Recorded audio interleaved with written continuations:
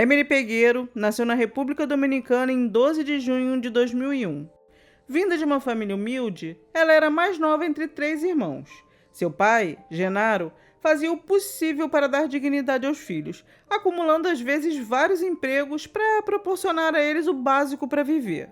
Aos 15 anos, Emily tinha um namorado que morava no mesmo bairro, Marlon Martinez, de 19. Os dois eram amigos de infância nas ruas de Senoví, mas se afastaram por um tempo e só se reaproximaram quando começaram a namorar, já na adolescência. O termo para consentimento na República Dominicana é de 18 anos. E embora a diferença de idade tornasse o relacionamento ilegal, os pais dela aceitaram com naturalidade o namoro entre os dois. O problema, na verdade, era outro. Marlon era rico do tipo muito rico. Sua mãe, Marlene, era uma empregada do governo cheia de contatos políticos e proporcionava ao filho o estilo de vida que só alguém com muito dinheiro poderia ter. Carros, viagens, boas roupas e uma linda casa. Isso deixava a Emily insegura e preocupada. Segundo as amigas, ela se achava inferior ao rapaz e tinha medo que a diferença econômica acabasse azedando o relacionamento entre eles. Em 2017, aos 15 anos, Emily descobriu que estava grávida. E como não podia deixar de ser para alguém nessa faixa de idade, foi um tremendo susto. Mas não havia muito o que fazer. Na República Dominicana, assim como em outros países com forte influência religiosa, interromper uma gravidez é ato punível com pena de prisão. Além disso, sua família era católica praticante. E ela mesma viu o aborto como pecado. E se de início a gravidez a assustou, com o tempo ela se acostumou. E até passou a gostar da ideia de ser mãe. Ela queria ter a criança. Depois do baque inicial, sua mãe a apoiou, mas Marlene, a sogra, não ficou nada feliz. Ela achava que Marlon era muito jovem para assumir uma responsabilidade tão grande, e o fato da menina ser pobre a deixava furiosa. Durante uma briga, ela chegou para o filho e deu um ultimato: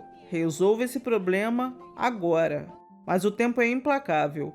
E Emily chegou aos 5 meses de gravidez. E apesar das dificuldades com o namorado, ela estava radiante e tinha planejado uma recepção digna para o bebê, com roupinhas e até mesmo alguns brinquedos. Tudo muito humilde, mas amor, pelo visto, não ia faltar. Na manhã do dia 23 de agosto de 2017, Emily saiu de casa dizendo que ia encontrar Marlon para uma consulta de pré-natal. Conforme o dia foi passando, seus parentes notaram que ela não respondia mensagens e também não atendia as ligações. Vamos lembrar aqui que ela tinha 16 anos, e todos sabemos que o celular é quase um apêndice do corpo adolescente. Esse comportamento definitivamente não era normal. Não demorou muito para sua mãe ligar para Marlon e pedir notícias da filha. E foi aí que começou o maior pesadelo da vida dessas famílias. Marlon atendeu e disse que não sabia do paradeiro de Emily. Segundo ele, naquela manhã os dois se encontraram e ela pediu para ser deixada num posto de gasolina na região. De lá, pegaria um transporte para a clínica. A história não fazia o menor sentido e, logicamente, a mãe achou estranho. A essa altura, ela já estava com o coração cheio de medo. Sua primeira providência foi ir até o tal posto de gasolina pedir para ver as filmagens e constatou que Emily não tinha estado lá na hora em que Marlon falou. Depois disso, a família comunicou o desaparecimento às autoridades. No dia seguinte, 24 de agosto, a menina ainda não tinha aparecido. Vocês lembram que eu disse que a mãe de Marlon era uma mulher poderosa no país? Pois é, tentando evitar uma provável injustiça, a família de Emily já foi direto procurar a imprensa. Eles disseram aos repórteres que achavam que Marlon e Marlene estavam por trás do sumiço da moça. Nesse primeiro momento, a mãe suspeitava que eles tivessem sequestrado a menina para obrigá-la a fazer um aborto ilegal. E a essa altura, a central de fofocas da internet já funcionava a todo vapor. As pessoas começaram a levantar suposições, e os nomes de Marlon e Marlene já estavam, por assim dizer, na boca do povo. A pressão funcionou, e no mesmo dia, Marlon e a mãe convocaram uma coletiva de imprensa. El que la vea, que por favor, Emily, donde te encuentre, ya no nos haga sufrir más. Danos luz, dinos dónde está, que todos estamos pasando un momento difícil. Todos te estamos buscando, todos estamos tras de ti, por favor. No dia 26, Marlon sabia que tudo se encaminhava para que ele fosse preso. Por isso, preferiu se entregar à polícia primeiro. Ele foi apontado como o principal suspeito. Nesse primeiro momento, ele manteve a história inicial, de que tinha deixado Emily no posto de gasolina e que não sabia de nada além disso. A polícia continuou investigando e conseguiram rastrear o celular da moça até um apartamento de propriedade da mãe dele. Lá, eles acharam manchas de sangue num colchão e em algumas toalhas. Isso dava mais força à hipótese deles terem sequestrado a menina para provocar aborto. Logo depois, o segurança do complexo de apartamentos relatou que viu Marlon colocando um saco no porta-malas do carro no dia do desaparecimento. Segundo o segurança, a mãe de Marlon pediu para ver as imagens do circuito interno desse dia, e quando viu o filho colocando a bolsa no carro, começou a gritar. Mais tarde, quando foi procurar essa filmagem, ele percebeu que tinha sumido misteriosamente.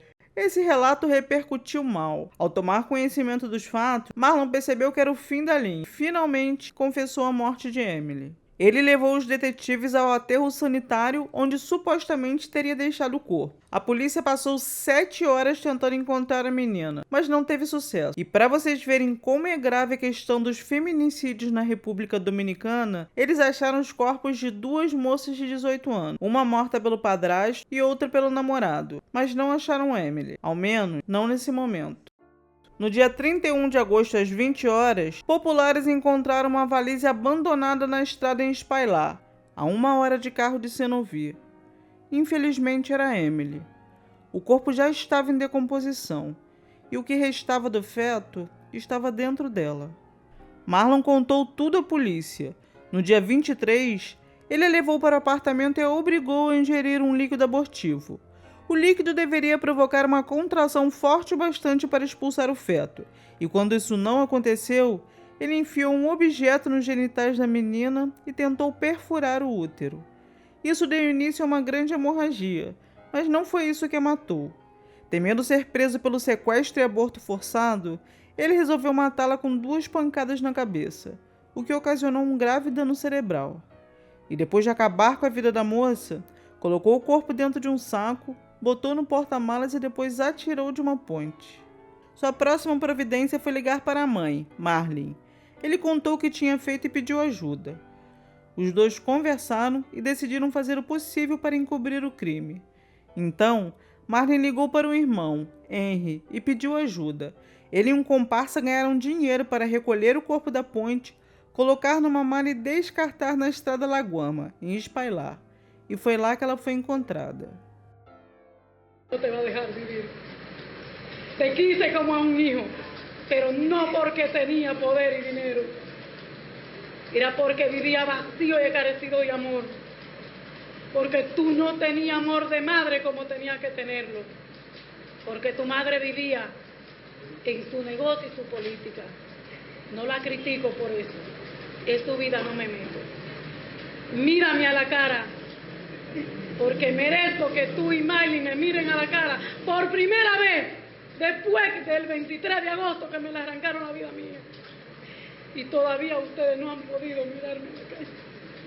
Es verdad. Yo dije que ustedes eran personas honorables porque no podía. O julgamento começou em junho de 2018. Os advogados de Marlon alegavam que a morte fora acidental, uma consequência de uma tentativa de aborto mal sucedida. Já o advogado da família Pegueiro, José Martins Hoppelmann, acredita que Marlon pensou que seria mais seguro matar a moça e desaparecer com seu corpo do que levá-la ao hospital e arriscar ser preso. O advogado acha que Marlon não esperava que a morte de uma menina pobre fosse gerar tanta repercussão. Na cabeça dele, os contatos políticos da mãe o imunizariam contra qualquer tipo de problema. Mas o que aconteceu foi exatamente o contrário. A população da República Dominicana, cansada da corrupção e do senso de impunidade que anda junto com os mais ricos, reagiu com extrema revolta e violência. Marlon, o assassino, era visto pelo público como um bobalhão manipulado pela mãe e, curiosamente, não teve nenhum problema durante o julgamento. Já Marlene foi alvo de pedradas e teve que usar capacete e um colete à prova de balas. Da noite para o dia, ela virou uma das pessoas mais odiadas do país.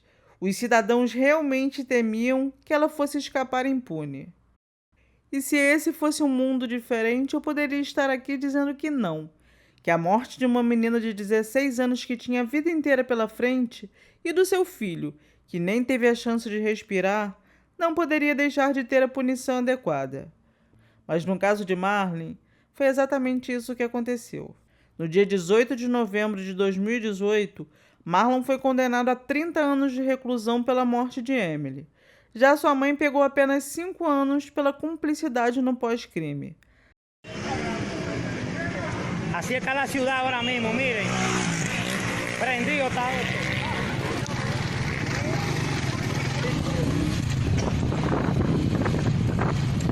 Este es el puente de la salida a Nagua. Esto está prendido. Totalmente prendido. Este es el puente de la salida a Nagua. Estoy frente a la bomba ahora mismo. Esto está prendido todo, miren. Miren cómo está todo prendido, miren, miren.